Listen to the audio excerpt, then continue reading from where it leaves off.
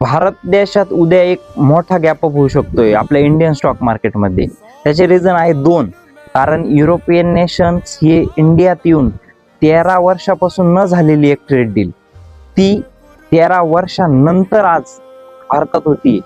Mother of the all trade deals. आणि दुसरं एक रिझन म्हणजे अमेरिका इंडियावर 25% पर्यंतचा टेरिफ कमी करू शकतो. अमेरिकेची एक अशी परिस्थिती झाली, त्यांना इराण सोबत वॉर पण करायची आहे, ग्रीनलँड पण घ्यायचा आहे आणि बाकीच्या सर्व गोष्टींमध्ये एक अमेरिका गुंतलेली. युरोपियन नेशन्सने पण अमेरिकेसोबतची होणारी दोन ट्रेड डील जवळपास कॅन्सल केलंय, सस्पेंड केलेलं आहे.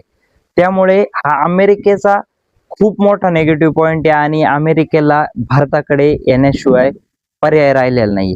त्यामुळे त्यांनी आपल्याला एक सॉफ्ट कॉर्नर म्हणून 25%चा टेरिफ कमी होऊ शकतो असं एक सांगितलंय. हेच रिझन असू शकते की उद्या एक मार्केटमध्ये खूप मोठा गॅप अप होऊ शकतो. अशाच मार्केटमध्ये होणाऱ्या नवीन नवीन ज्या घटना आहे, ज्या न्यूज आहे, त्यासाठी आदिरो फायनान्सला फॉलो करून घ्या.